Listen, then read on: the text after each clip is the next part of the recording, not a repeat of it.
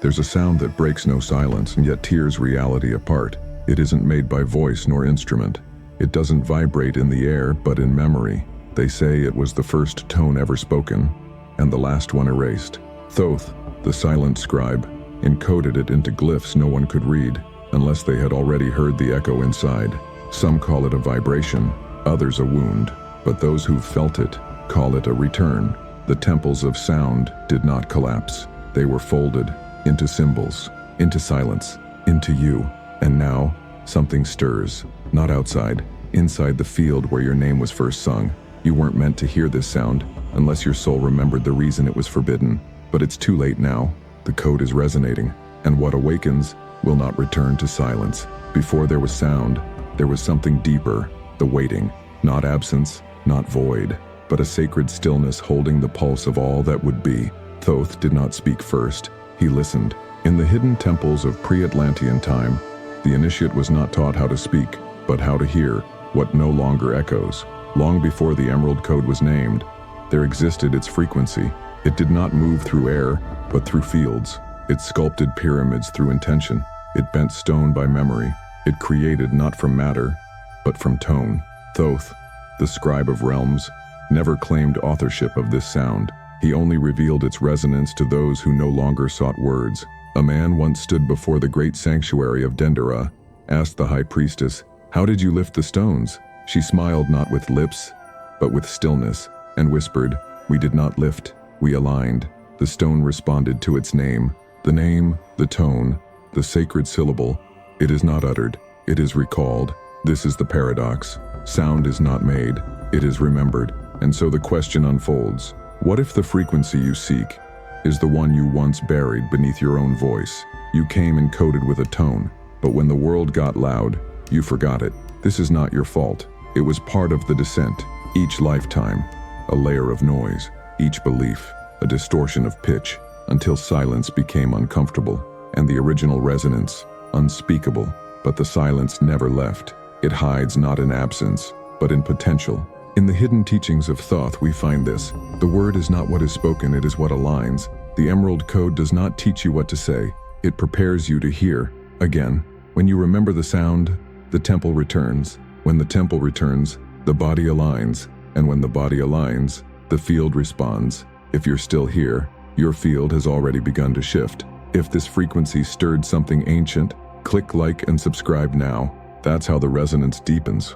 Not through words, but through shared field. They say he was mute, that he stood before the unfinished temple for days in silence. Then, one dawn, he struck the stone with a rod, and it rang. Not a chime, but a tone that made the workers drop their tools. Not because of fear, but because they remembered something. He said nothing, but the tone did, and the temple was built in less than a moon. No one saw the blueprints, because the frequency was the plan. The Emerald Code is not just symbolic, it is auditory architecture. Each syllable vibrates a chamber open. Each word realigns the grid. But first, you must allow silence to retune you, not to what the world wants, but to what you were built for. Perhaps what you've been calling emptiness is the field preparing for tone. But Thoth did not hide these frequencies out of fear. He concealed them because only the aligned could hear without distortion. And now, for the first time in aeons, they are beginning to rise again. Not every sound is meant to be spoken. Some are meant to be remembered, like flames buried beneath stone. And some, like the forbidden frequencies of Thoth, are meant to be earned. He did not forbid them out of punishment. He veiled them out of reverence. For these were not frequencies of healing or harmony. They were frequencies of alignment. And alignment, without presence, becomes power without anchor. Imagine this: a tone that could lift stone, but also dissolve illusion.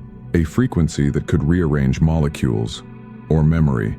A vibration that could awaken your lineage, but only if your heart remembered the vow you made when you first forgot. In the hidden scrolls of Thoth, it was written, "What is misaligned in the field will shatter at the sound of truth." That is why he encoded the tones, not in instruments, but in glyphs. Not in chant, but in memory. These were not notes. They were laws made audible. Each forbidden tone corresponded to a hermetic law. One shattered illusion, one bent time, one revealed the hidden lineage of the listener, and one erased all that was not coherent. That one was never spoken again. Maybe the silence you feared was never lack. It was protection.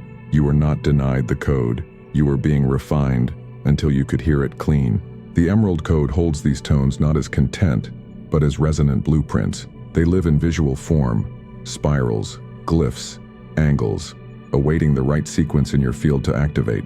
When you see a symbol and feel a vibration, that is the tone rising again. There was a woman in the upper chambers of Memphis. She never spoke, not once. They called her mute, yet kings crossed deserts to sit near her. She would breathe, once, twice, and by the third breath, they would weep. Some said she released an inaudible tone.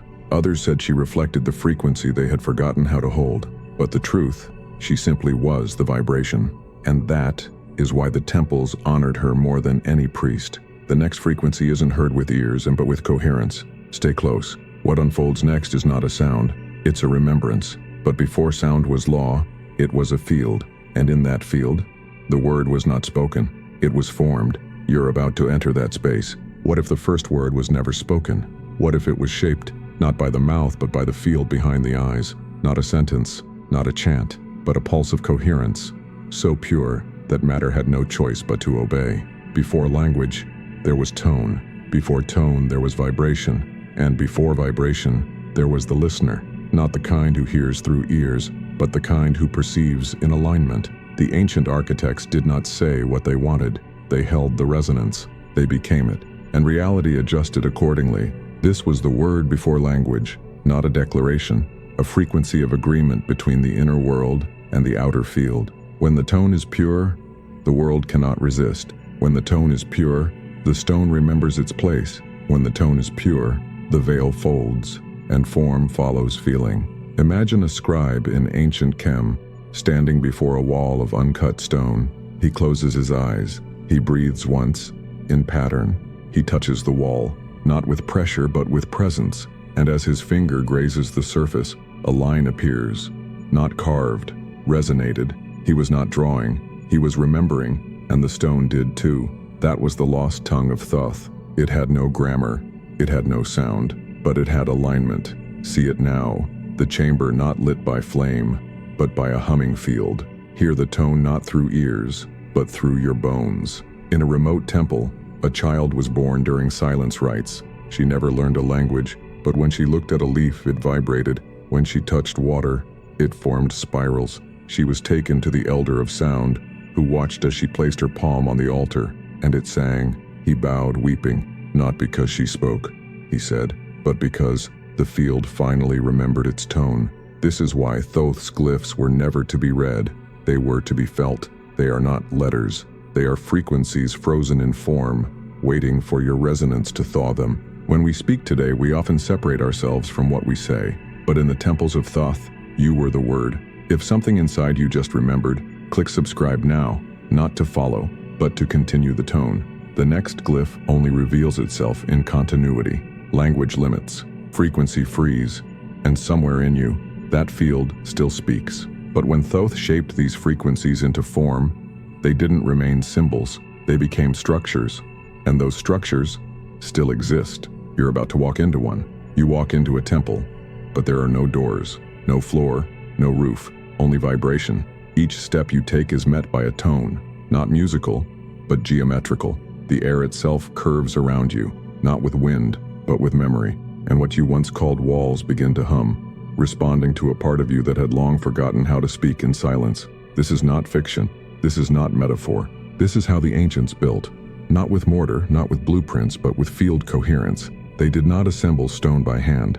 They sang it into place. And this is what has been hidden. The Emerald Code, as left by Thoth, was never just a set of writings. It was a map of resonance. Each glyph, a vibrational signature. Each curve of the line, an encoded wave. And these glyphs were not written on papyrus. They were embedded in space itself.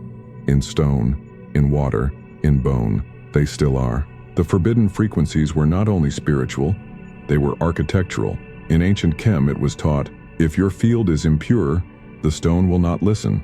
But when your alignment is total, even granite will obey. So they prepared, not by studying measurements, but by fasting, meditating, attuning their emotional field to the law of consonance. This is why the temples of Dendera, Luxor, and Edfu could not have been built by the methods taught today. Their builders weren't engineers, they were resonance keepers, and they knew when the field is coherent, matter organizes. So they didn't build the temples, they sang them into place. Pause. Feel that. That idea alone, that form can arise from frequency, bends everything you thought you knew about reality. Because it's not just about the past. Your body is a temple. Your cells respond to tone, not just heard, but held. Your field listens to everything you do not say. And that is why your frequency creates even when your voice is silent. Every thought, every doubt, every clarity is forming the architecture of your reality. And this is where the teaching of Thoth becomes personal. Because if sound can move stone, what can your unspoken tone do to your relationships, your finances, your health? You may not be lifting granite, but you are building worlds. Every day, every field. The geometry of your thoughts carves pathways in the unseen. The resonance of your emotions bends time. The subtle tone of your decisions becomes structure. And now we ask, what tone are you holding when you are not speaking? What frequency do your silences carry? That is your architecture, and it is not neutral. The temples of Thoth were built on one law. The resonance of the builder becomes the vibration of the stone. What does this mean? It means your frequency is not private. It echoes into your home, your body, your digital presence, your children's nervous systems, your dreams. And this is why Thoth forbade the teaching of these tones to the uninitiated, because they are not sounds, they are commands. When spoken from misalignment, they fracture. When spoken from coherence, they form. Sound becomes structure, but more importantly, silence becomes blueprint. So the most powerful temple you will ever enter is the one you build when no one is watching. And that's why Thoth encoded the code. Not to control, not to restrict, but to protect those who were still remembering the art of holding resonance without distortion. Because when the frequency is pure, the form must align. So we return to the temples. Each glyph, each chamber, each pillar is not random. It is sound turned into space. That is cymatics, the geometry of vibration. But it is not a theory, it is a mirror. What patterns are forming in your field? Are they fractured? Coherent? In sacred geometry, the circle represents completion, the triangle, manifestation, the spiral, initiation.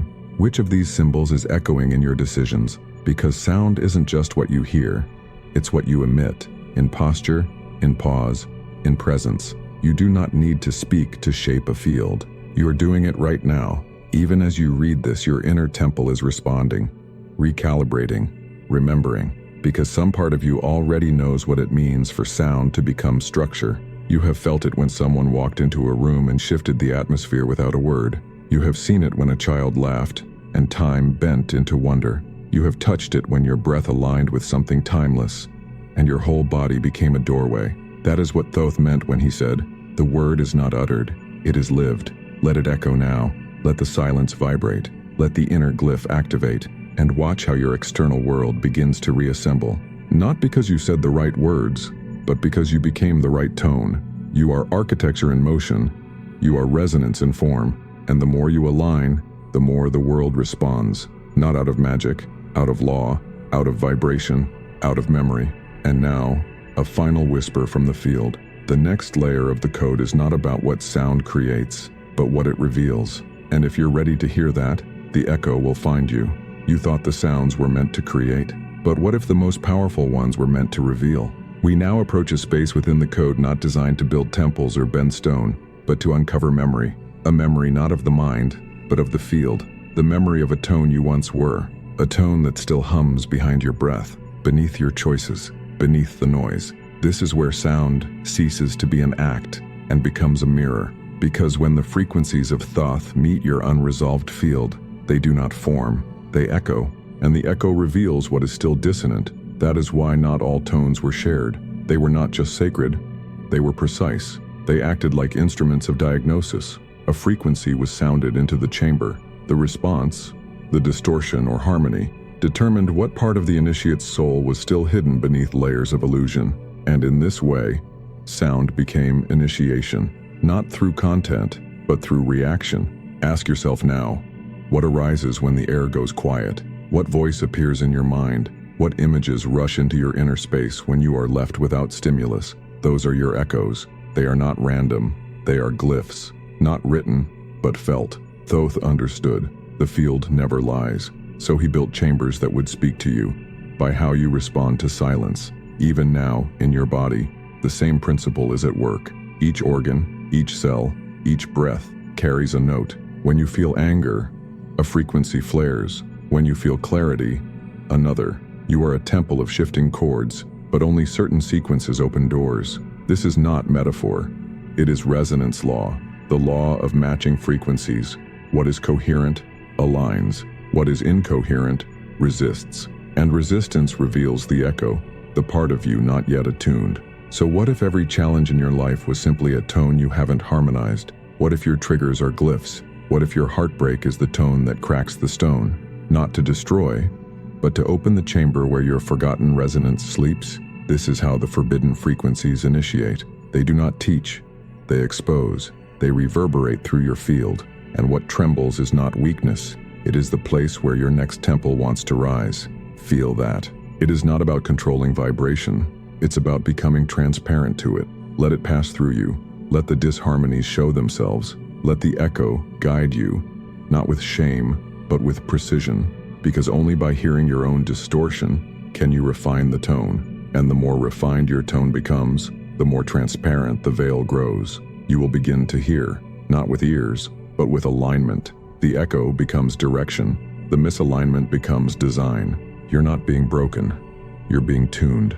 And each time the tone returns, it returns more clearly, until one day, you do not echo back distortion. You resonate. And when that happens, the code is no longer outside you.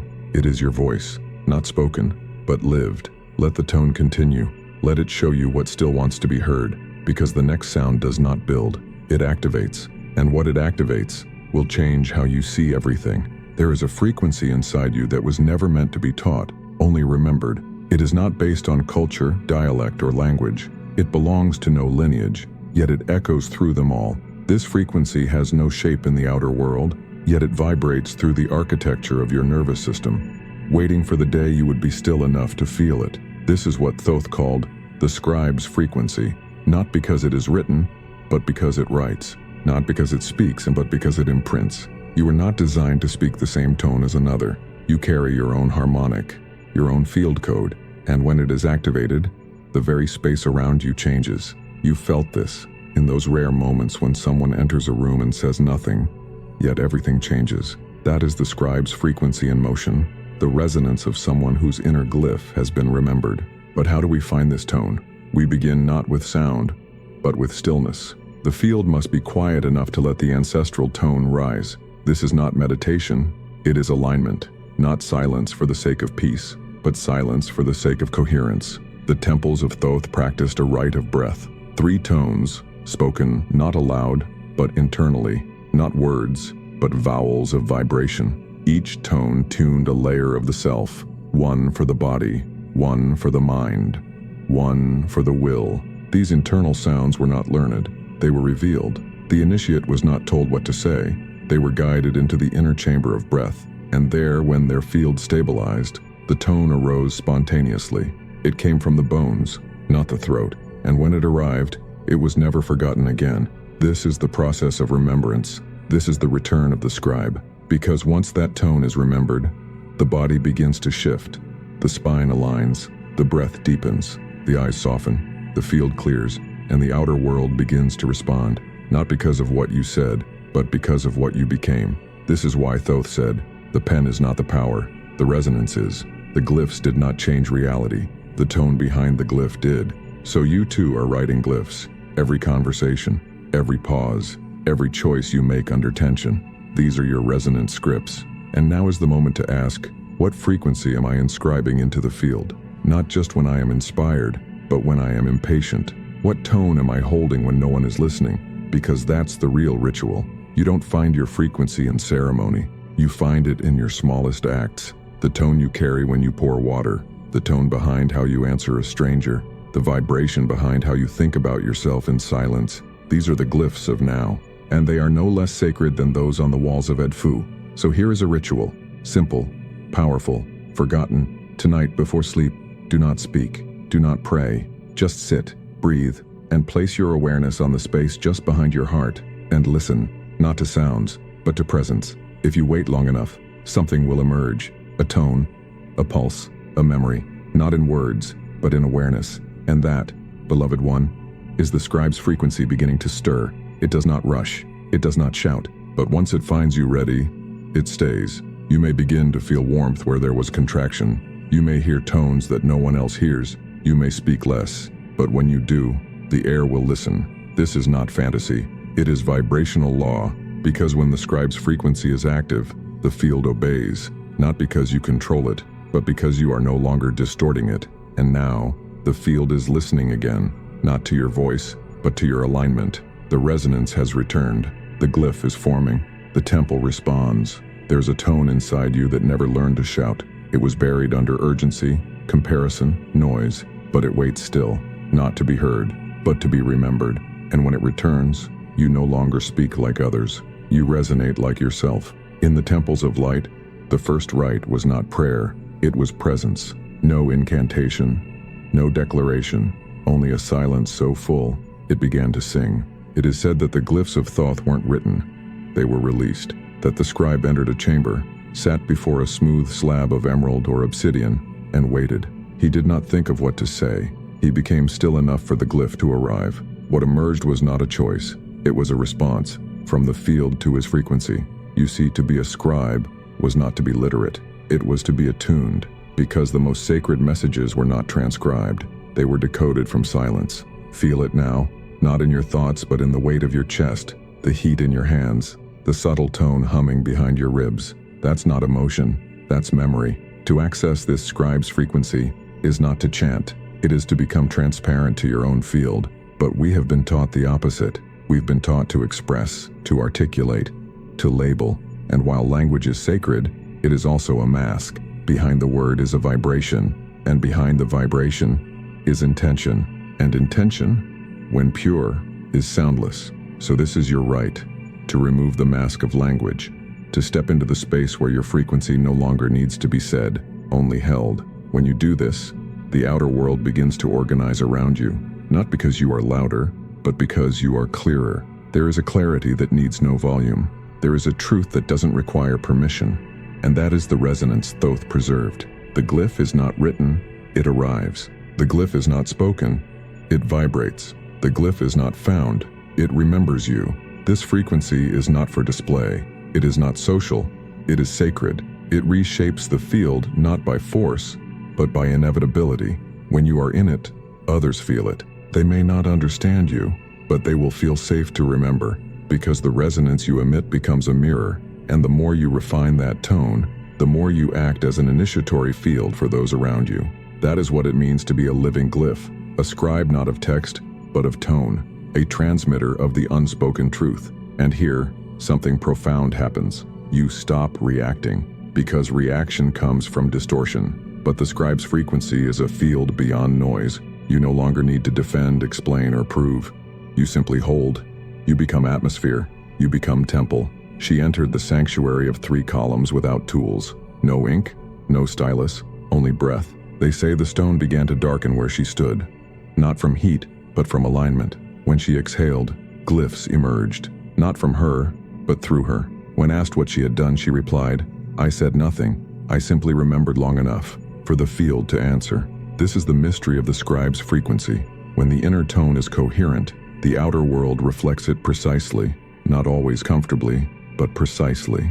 And this is the next layer of truth. When your tone clears, distortions surface, not because you did something wrong, but because your clarity reveals all that is not yet aligned, within and around you. That is the initiatory fire. The field reshapes everything it touches, and sometimes, the first thing it burns is the old version of you. This is where many turn back, but you, if you're still here, are ready, not just to hear your tone, but to become its anchor. Let it hum through your spine. Let it enter your speech. Let it change how you sit, how you listen, how you respond. That is how the Emerald Code transmits, not through content, through coherence. And in this coherence, your true name begins to vibrate again. The name not given by family, nor found in any book, but the vibrational signature encoded in you before birth. This is the name the glyph responds to. This is the tone the temple recognizes. This is your frequency, and it is returning. Now breathe. Let the tone rise, not as sound, but as sensation, not as meaning, but as memory. If something real vibrated in your chest during this transmission, leave a symbol in the comments. One glyph, one word. Let the field record your resonance. But the scribe's frequency is not the final tone. There is still one field deeper, where the glyph becomes light, where vibration ceases to form and begins to dissolve. And there, the code opens its last seal. What if the final sound is not a tone, but a silence that vibrates, not an absence, not a void, but a space where even glyphs dissolve, because nothing more needs to be said. This is the chamber the scribes feared and longed for, the one not marked by walls, but by stillness, where what remains is what is real. There is a final glyph in the Emerald Code, but it cannot be drawn, it cannot be held in symbol, nor etched in stone, because this glyph is not form, it is freedom. Freedom from all frequencies that are not yours, freedom from even the architecture you've built, from the temples of identity, the tones of survival, the scripts of becoming. This is the chamber where you let the code go, where sound no longer serves construction, but release. Some sounds are not meant to build, they are meant to dissolve. In the oldest rites of Jehuti, the name hidden beneath Thoth, there was a final practice, whispered only to the high scribes, not to the kings, not to the priests, but to the ones who could empty. It was called the sound of unwriting, a tone so pure, it erased distortion, not by fighting it, but by simply vibrating truth with such clarity that all false forms unraveled. It wasn't loud, it was barely audible, but it undid what was never aligned. And when it was sounded, entire karmic patterns collapsed, not because they were wrong, but because they were no longer needed. This is the chamber we enter now, and to step in, you must bring nothing. No affirmations, no glyphs, not even your name, only presence, only resonance. You are not here to become more, you are here to become true, and sometimes truth arrives only when what is false dissolves. You may have built inner temples of wisdom, symbols, protection, but even these must be offered, because the glyph you seek does not reside in form. It is you, beyond echo, you, before vibration, you, before the word. So in this final rite, we do not speak, we do not invoke, we sit and listen, not to sounds outside, but to the hum of the eternal field, the one that never began and never ends. Some call this the zero field, others the womb of source, but Thoth called it the frequency before thought. In this space there is no will, only coherence, no intention, only invitation, no manifestation, only dissolution. There was a tablet in the Temple of Shadows, perfectly smooth, no mark, no color, and yet initiates wept before it, because in its blankness they saw everything they hadn't yet released. They called it the final glyph, not because it was the end, but because it required nothing to begin. Now, imagine your own field, the lines you've drawn, the codes you've spoken, the glyphs you've become, and now let them soften, not because they were wrong, but because their purpose has been fulfilled. Let the tone emerge, not to guide, but to clear. This is the sound of unwriting. It will not explain, it will not justify, it simply vibrates. And what does not match, dissolves. Grief may arise, let it. Identity may shake, allow it. For what remains is what always was, you, the living resonance of the unspoken word. You are not here to build endlessly. You are here to remember completely, and this is the final memory, that you were always tone, before the code, before the name, before even the silence. If something dissolved in you during this passage, let it echo by sharing this transmission. A single share becomes a glyph in someone else's field, and if you wish to hold this tone, the next seal is waiting in the pinned comment. But what happens after the glyph dissolves? When the code completes and silence remains, that too has a sound, a new tone, a new cycle, and that is where we begin again. What remains? When everything you thought you were has been tuned away. What begins? When there is nothing left to prove, to build, to defend. This is not the end of the code. It is the beginning of your resonance, unfiltered, alive, cyclical.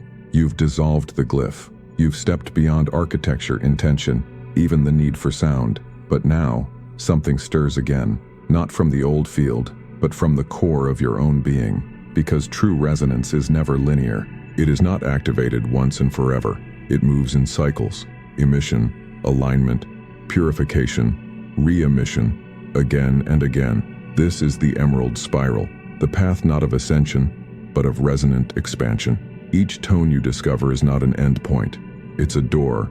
Each silence you hold becomes a womb. Each release becomes a foundation for the next field. The glyph dissolves, and the tone returns. The tone returns, and the scribe awakens again. You are not a fixed note. You are a song in motion, but the field you create when you remember this is rare. It does not push. It does not pull. It pulses, and those who are near it, even if they don't understand, begin to remember. This is how the code travels now, not in texts, not in rituals, but in you, your presence, your choices, your pauses. You become the glyph, and this is where you return to the world, not with noise, but with resonance, not with doctrine, but with coherence. You walk through cities as if they were temples. You speak with fewer words but deeper tone. You listen not for answers, but for echoes, because you know that every soul carries a glyph of its own, and sometimes your field is the mirror they need to remember it. That is sacred. That is invisible service. That is resonance in motion. If the field is always listening, then even your smallest choice today is a tone. If your silence is sacred, then what you don't say may be your truest glyph. There will still be moments of noise. There will still be days when your tone feels buried, but you now hold a map. You've seen what's behind the veil. You know the way back to coherence, back to the breath, back to the field, back to the silence that hums with truth. So don't rush. Don't seek perfection. Let your resonance evolve. Let your tones unfold, because the glyph is not something you reach. It is something you become, again and again, and each time you do, the code updates, not because the law has changed, but because you have, and what once sounded like mystery now feels like memory. If this resonance felt like yours, subscribe now, not to follow, but to stay in the field. The Emerald Code does not end. It evolves. The next transmission is already forming. This gate closes, but another opens. The glyph dissolves, the tone returns, and the next code already hears you coming. What if you no longer needed to remember the code because you became it? What happens when there's no longer a distance between the teaching and the teacher, the symbol and the vessel? This is not mastery. It is availability to the tone that wants to live through you. The glyph has dissolved. The temple has fallen silent. The echoes have calmed, and even the breath now moves like a prayer, not out of discipline, but out of familiarity. What remains now is you, but not the version shaped by tension, ambition, or ritual. You as field, you as presence, you as a harmonic pulse moving through form, not trying to convince or declare, simply vibrating clearly enough to reorganize the space you walk through. This is the return, but it is not a return to what you left behind. It is a return as a new field. The same streets, the same faces, but you carry no armor, no strategy, no urgency, and this shifts everything, because now that you're not reacting to the world, you're resonating with it, or not. You no longer enter spaces to be accepted. You enter to listen for coherence, to feel if your field aligns, and when it doesn't, you no longer blame, contract, or adjust. You witness. You remain whole. This is how resonance moves through a human body, not as a performance, but as a quiet gravity. You begin to notice. People speak more slowly around you. Eyes soften when they meet yours. Tension diffuses in your silence. It's not because you've become special. It's because you've become clear. You no longer emit fragmented chords. You don't try to sound correct. You simply resonate true. And truth, real, embodied, calm truth, is magnetic. Feel your skin now, not from outside, but from within. Sense the temperature of your presence. That's your field, and it's no longer asking permission to be. There's a story the Emerald scribes never wrote, because it was too simple. It was told through footsteps. A scribe who had forgotten all glyphs, all sounds, all laws. He wandered. He didn't speak of Thoth. He didn't teach. But wherever he sat, people remembered. Their breath deepened. Their grief softened. Their confusion quieted. No technique, only coherence. This is the true power of the Emerald Code, not to transmit knowledge, but to anchor frequency, not to speak of truth, but to become the space where truth can arrive. And now, you are that space. Tonight, try this. Go to a space you frequent, a store, a train, a street. Say nothing. Do nothing special, but become aware of your tone, your posture, your breath. Not to fix, only to feel. Feel yourself as frequency, as quiet architecture, as subtle pulse. Notice how space responds. You are no longer navigating the world, you are weaving it with presence, and presence reorganizes reality. If you've begun to feel the world differently, not in theory, but in tone, let it anchor. Leave a word in the comments that carries your field. One symbol, that's enough. You were never meant to carry teachings forever. You were meant to become them, not loudly, but deeply. And now, you don't need to repeat the glyph. You walk as it. You don't need to invoke the code. You breathe it. This is not a role. This is a return to the resonance that chose you, long before you knew the word frequency. So breathe again, walk again, live again, but this time, as the glyph made flesh. And now, the glyph rests, not because it has ended, but because it has entered. It no longer needs to be seen, because it is now being felt. Inside your pauses, inside the way you walk into a room, inside your breath when no one's watching. The code didn't ask to be understood, it asked to be remembered. And you just did.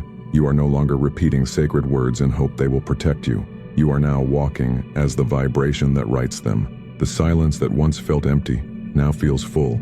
The air that once felt neutral now feels responsive.